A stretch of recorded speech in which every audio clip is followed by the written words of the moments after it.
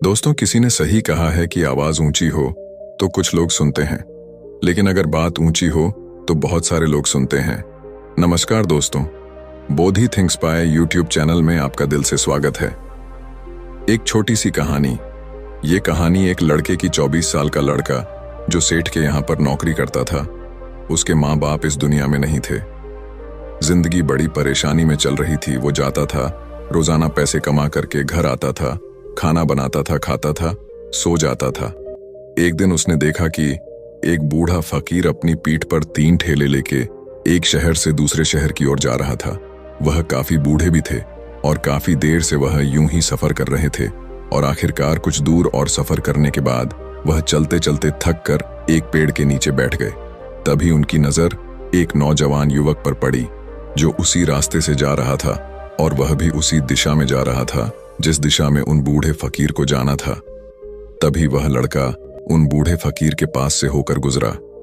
इस पर वह फकीर उस लड़के से कहते हैं, सुनो बेटा, क्या तुम मेरी थोड़ी सी मदद कर सकते हो? ये ठेला बहुत भारी है और मैं बूढ़ा हो चुका हूं। मैं ज्यादा समय तक इनका बोझ नहीं उठा सकता और मैं बहुत थक भी चुका हूं। तो क्यों ना तुम मेरे एक ठेले को ले लो और मुझे उस दूसरे गांव तक पहुंचा दो। इसके बदले में मैं तुम्हें 3 स्वर्ण मुद्राएं दूंगा। वह लड़का उन फकीर की सारी बातें सुनता है और उन फकीर से कहता है, कोई बात नहीं बाबा, मैं आपकी मदद करने के लिए तैयार हूं।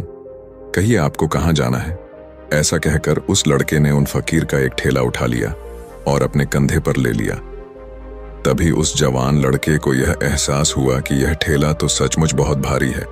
वह लड़का और फकीर दोनों रास्ते में आगे की ओर बढ़ चले।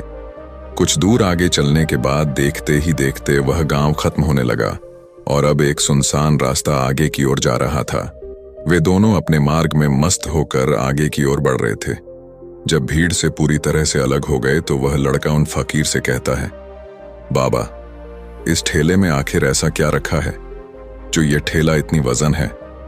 इस पर वह फकीर आदमी उस लड़के को जवाब देते हुए कहते हैं, कुछ नहीं बेटा, बस इसमें तांबे के कुछ सिक्के भरे हुए हैं, इसी कारण ये ठेले में बहुत वजन है। उन फकीर की यह बात सुनकर वह लड़का मन ही मन सोचने लगा, लगता है ये बाबा जरूर कोई व्यापारी है, तभी तो इतने सारे तांबे के सिक्के लेकर चल रहे हैं।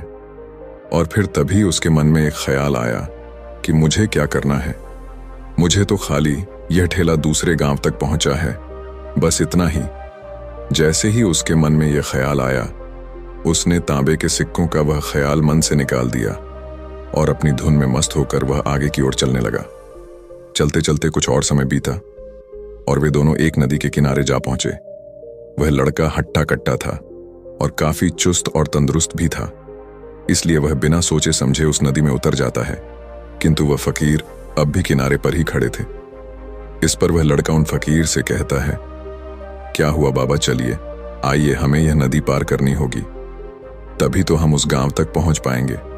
इस पर वह फकीर उस लड़के से कहते हैं, मैं जानता हूं बेटा कि हमें यह नदी पार करनी ही होगी, लेकिन जैसा कि तुम जानते हो मैं अब बूढ़ा हो चुका हूं और 2-2 ठेले लेकर मैं यह नदी पार नहीं कर सकता। कहीं मेरा पांव फिसल गया तो क्या होगा? क्या तुम मेरी एक और गठरी ले सकते हो? मैं तुम्हें इसके बदले भी 3 स्वर्ण मुद्राएं दूंगा। इस पर वह लड़का मुस्कुराते हुए उन फकीर से कहता है, बाबा, आप मुझे शर्मिंदा कर रहे हैं। यदि आप मुझे स्वर्ण मुद्राएं ना भी दें तो भी मैं आपका कार्य अवश्य करूंगा। मैं आपको उस दूसरे गांव तक जरूर पहुंचाऊंगा। इस पर वो फकीर मुस्कुराते हुए उस लड़के से कहते हैं, बेटा, तुम तो बड़े ही भले इंसान लगते हो। इतना कहकर उन्होंने वह दूसरी गठरी भी उस लड़के को थमा दी। उस लड़के ने जब वह दूसरी गठरी अपने कंधे पर रखी तो वह गठरी भी उसे बहुत ज्यादा भारी लगी, लेकिन उसने वहां पर कुछ नहीं कहा। जैसे तैसे उन दोनों ने नदी पार की।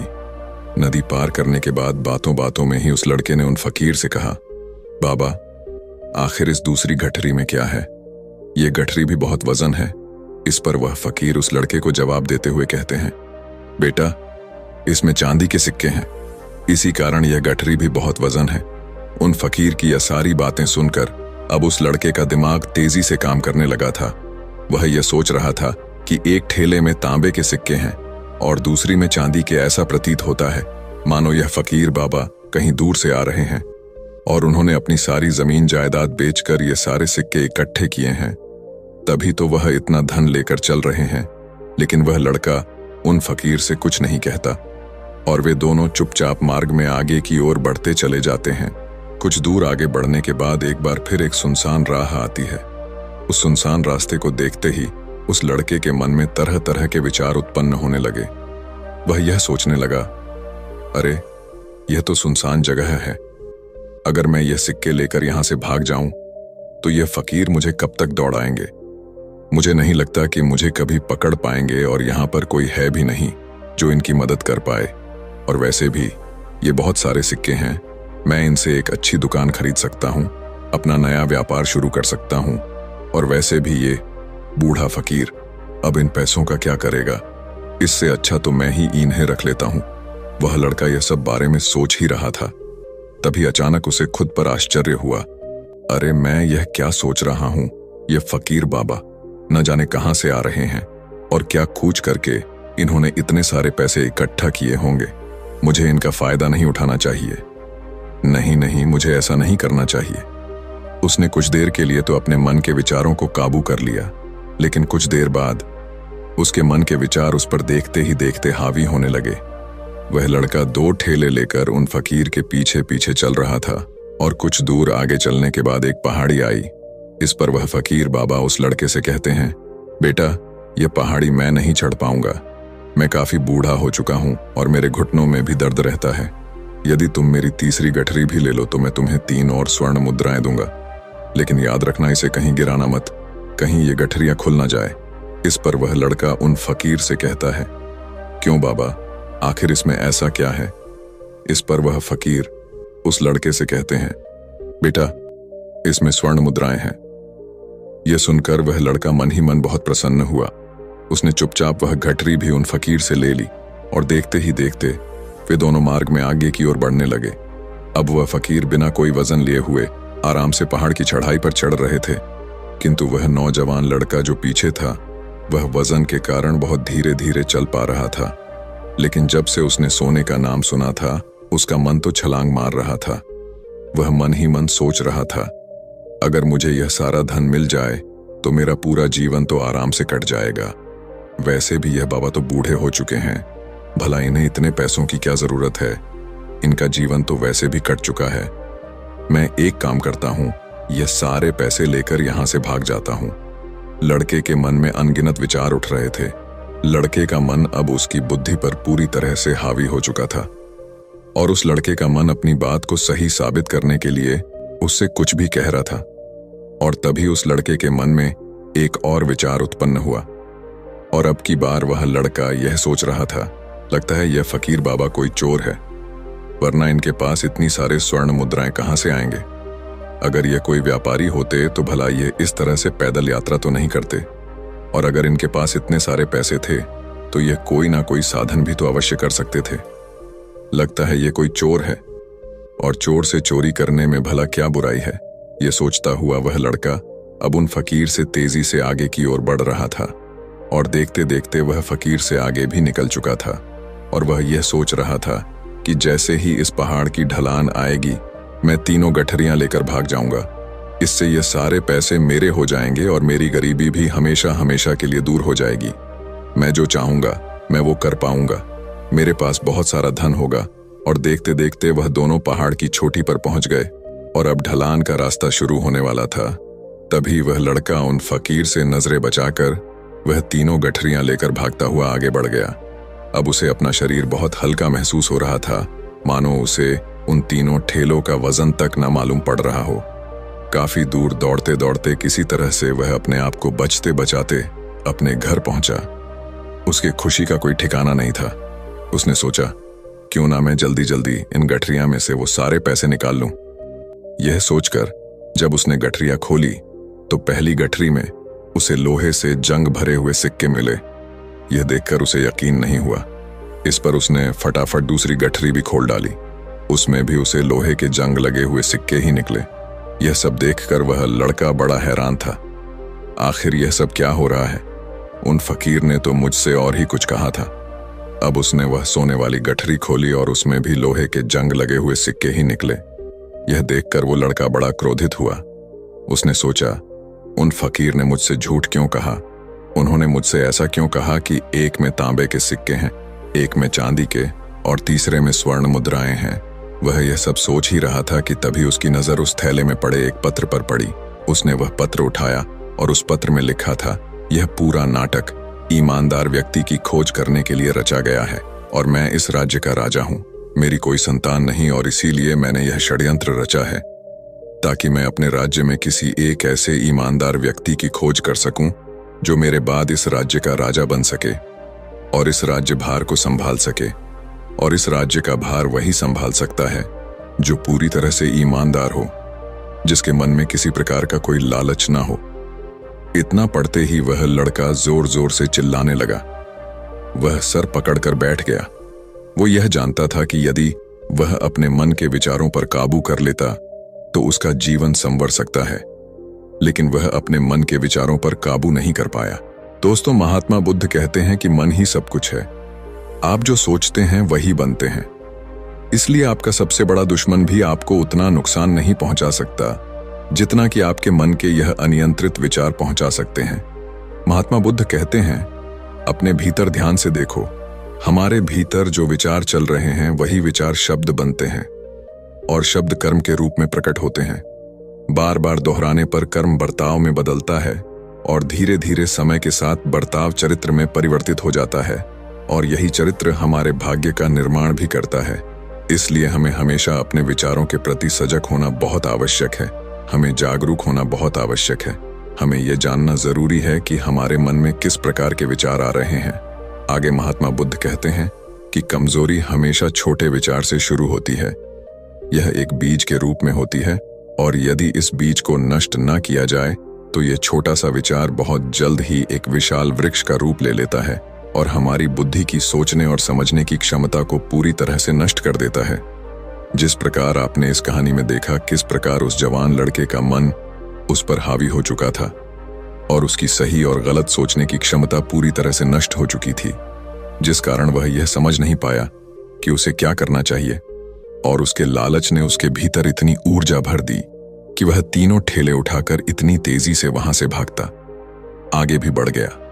इसीलिए जब आपके मन में पहली बार कोई गलत विचार उत्पन्न हो तभी उसे जड़ से उखाड़ देना चाहिए, अन्यथा वह विशाल वृक्ष का रूप लेगा और आपको किसी न किसी गलत राह पर वह ढकेल ही देगा। आप चाहकर भी उसे रोक नहीं पाएंगे। लेकिन अब आपके मन में यह प्रश्न उठ रहा होगा कि हम भला अपने मन के विचारों को कैसे नियंत्रित करें। हमारा मन तो इतना चंचल है, वह इतना शक्तिशाली है कि वह हम पर हावी हो ही जाता है। हम चाहकर भी उस पर नियंत्रण नहीं कर पाते। इसका जवाब में महात्मा बुद्ध हमें दो बातें समझाते हैं। पहली बात, सही इरादा विकसित करो। कई बार आपने देखा होगा कि आपके मन में कुछ और होता है किंतु आप कहते कुछ और है, क्योंकि आपके मन के भीतर जो कुछ बसा है वही आपके मुख से बाहर भी निकल रहा है। लेकिन जब हमसे वह गलती हो जाती है तो उसके बाद हमारा मस्तिष्क अच्छी तरह से काम करना शुरू कर देता है। हमारे सोचने और समझने की क्षमता एक बार फिर से जागृत हो जाती है और ऐसी अवस्था में हमें यह एहसास होता है कि हमसे गलती हो गई है और फिर हमारा मन दुखी हो जाता है। हमारा मन अफसोस से भर जाता है और इस भारीपन और दुख से बचने के लिए महात्मा बुद्ध हमें सही इरादा विकसित करने के लिए कहते हैं। इसके लिए जब भी आप कोई कार्य करने जा रहे हो तो सबसे पहले आपको यह खुद से पूछना चाहिए कि जो कुछ भी मैं करने जा रहा हूं इसके पीछे मेरा इरादा क्या है। क्या मैं दूसरों को दुख पहुंचाना चाहता हूं या दूसरों को नीचा दिखाने जा रहा हूं या मुझे खुद को ऊपर उठाना है। खुद से सवाल कीजिए, खुद को जागृत कीजिए। जब आप इरादों के प्रति सचेत होने लगेंगे, जब आप विचारों के प्रति सजग होने लगेंगे, तभी आपके भीतर सकारात्मक ऊर्जा का प्रवाह होगा। तभी आप सकारात्मक इरादों से जुड़ने लगेंगे और आपके मन के भीतर बसी हुई वह नकारात्मक ऊर्जा और नकारात्मक इरादे दिन ब दिन कम होने लगेंगे। परंतु याद रहे, आपको यह हर रोज करना होगा और आपको यह हमेशा ध्यान रखना होगा कि आपको केवल अच्छा सोचना है। आपके इरादे हमेशा अच्छे होने चाहिए, तभी आप दुख और तकलीफों से बच सकते हैं। अन्यथा आप इसी तरह से दुख और तकलीफों में घिरे ही रहेंगे और आप कभी इससे निकल नहीं पाएंगे। दूसरी बात, मन के प्रति सजगता विकसित करो। जिससे आपका मन देखते देखते शांत होगा और आपके मन के भीतर बसी हुई वह नकारात्मक ऊर्जा, नकारात्मक विचार खत्म होने लगेंगे और आप शांति की ओर आगे बढ़ेंगे। और आपको इसके लिए बस इतना ही करना है कि इस पल में जो कुछ भी हो रहा है, आपकी आंखों के सामने आपके भीतर जो कुछ भी जैसा भी चल रहा है, बस उसे देखते रहना है। अपने मन के अच्छे बुरे विचार, अपनी भावनाएं और अपनी यादों पर बिना प्रतिक्रिया दिए उन्हें केवल देखते रहना है, जिससे आपके मन के सारे विचार देखते ही देखते खत्म होने लगेंगे। आपका मन खाली होने लगेगा और आप नकारात्मक विचारों से न सोच से बच सकते हैं और आप इन दुख और तकलीफों से भी दूर रह सकते हैं। इसीलिए महात्मा बुद्ध कहते हैं, जो स्वयं को देखता है वही सबसे बड़ा तपस्वी है। अर्थात जो अपने मन में चल रहे उन विचारों को बिना प्रतिक्रिया दिए हुए केवल देखता है और उन पर कोई भी प्रतिक्रिया नहीं करता, बस उन्हें देखता और समझता है, वास्तविकता में वही मन पर नियंत्रण भी कर सकता है और वही अपना जीवन सुखी और खुशहाली तौर पर जी सकता है। इसलिए यदि आप भी अपने जीवन को सुखी और खुशहाल बनाना चाहते हैं तो आपको सबसे पहले अपने मन पर नियंत्रण साधना ही होगा, अपने मन को खाली करना ही होगा, अपने मन के विचारों के प्रति आपको सजग होना ही होगा। दोस्तों, उम्मीद है कि आपने आज की इस वीडियो से जरूर कुछ ना कुछ सीखा होगा, तो इस वीडियो को लाइक और अपने दोस्तों के साथ शेयर भी जरूर कीजिएगा और हमें ऐसे ही सपोर्ट करने के लिए चैनल को सब्सक्राइब और घंटी बटन को जरूर दबा दीजिएगा। चलिए मिलते हैं फिर अगली वीडियो में, तब तक के लिए अपना ख्याल रखें। धन्यवाद और नमो बुद्धाय।